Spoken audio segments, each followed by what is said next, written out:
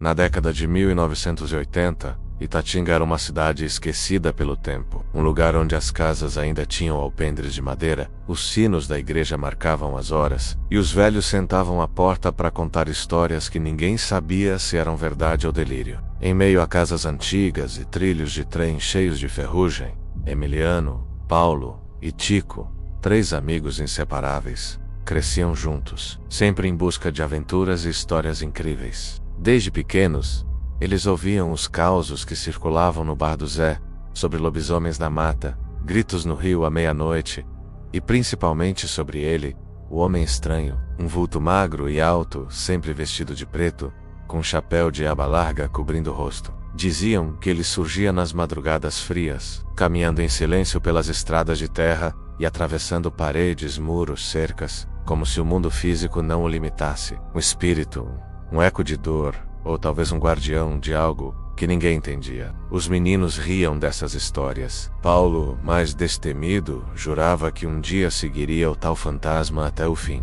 Tico, sempre cético, dizia que tudo não passava de invenção. Já Emiliano, o mais introspectivo, sentia calafrio só de ouvir essas histórias, mas nunca se afastava. Ele era leal aos amigos, mesmo com medo. Naquela noite abafada de verão, depois de um mergulho refrescante no rio, os 3 amigos caminhavam de volta para casa, rindo e conversando, quando de repente viram o homem. Ele estava ali, parado como um fantasma, diante de uma fazenda abandonada. O lugar parecia saído de um filme de terror, e a curiosidade deles ficou a 1000. A figura imponente, estática, sob a luz fraca da lua, e então, sem aviso, atravessou a cerca de arame farpado sem qualquer esforço, como se fosse feita de fumaça. Paulo correu atrás, tomado por um impulso incontrolável. Tico hesitou, mas foi. Emiliano ficou imóvel por segundos, até que a amizade falou mais alto que o medo. Os 3 seguiram o vulto pela trilha de terra batida,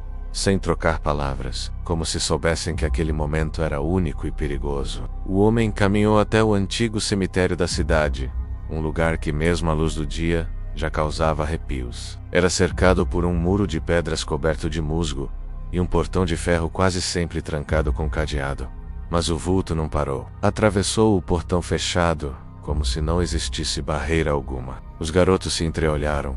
O portão seguia trancado, o cadeado firme, e mesmo assim, sentiram que precisavam entrar. Escalaram o muro, e do outro lado o ar parecia outro, mais frio, mais denso. As árvores rangiam, o chão estava úmido, e o silêncio do lugar era quase ensurdecedor. Avançaram entre túmulos antigos e lápides quebradas, procurando o homem, mas ele havia desaparecido. Foi então que começaram os sons. Primeiro, sussurros tênues, como lamentos arrastados, depois, gemidos, e por fim, gritos abafados que pareciam vir de todos os lados. Paulo sentiu algo tocar sua perna. Tico viu um vulto escuro cruzar entre os túmulos. Emiliano sentiu uma respiração fria em sua nuca. Correram, escalaram o muro de volta e correram pela trilha como se a própria morte os seguissem. Mas aquilo não ficou no cemitério. Nos dias seguintes, Paulo passou a notar o vulto à distância, parado, observando de longe, na estrada, nos morros ao redor da cidade. Nunca se aproximava, mas estava lá, sempre. Tico, que antes zombava, agora desenha freneticamente.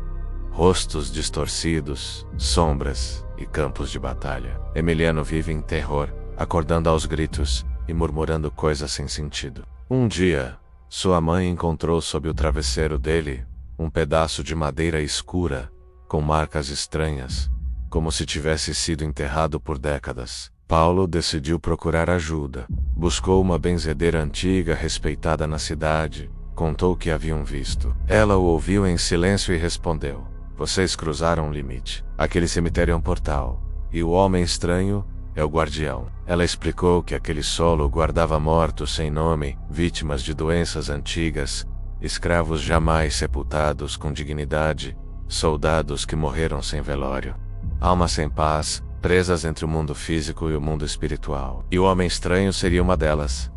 Um espírito que caminha sem descanso, carregando o peso do esquecimento. Movido por uma urgência que ele mesmo não compreendia, Paulo voltou a procurar Tico. Juntos, Revisaram os desenhos, vasculharam a biblioteca da escola e encontraram, em um livro velho sobre a Revolução de 1932, uma fotografia em sépia. Soldados perfilados diante de uma fazenda, a mesma da visão, e ao fundo, um homem alto, de chapéu. A legenda dizia: posto avançado, 1932. Fazenda nos arredores de Itatinga. Um dos soldados nunca foi identificado. Naquela noite, Tico sonhou que era o próprio homem. Viu-se caminhando entre túmulos, ouvindo os lamentos, sentindo a dor. Acordou em prantos. Finalmente entenderam que o espírito queria ser reconhecido, encontrar seu corpo, receber um nome, ter um túmulo, ter paz.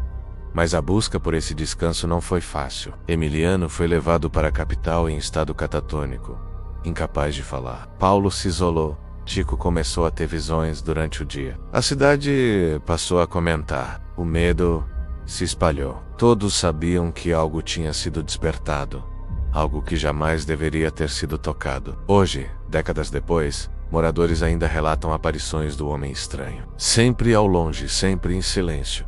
Dizem que ele observa, que espera. Talvez por alguém que finalmente lhe dê o que lhe foi negado, um nome, uma lápide e o descanso merecido, depois de sofrer tanto em vida. E você tem algum relato familiar, lenda ou caos antigo? Deixe nos comentários e aproveite e se inscreva no canal para nos fortalecer. Até o próximo conto do Diário Assombrado.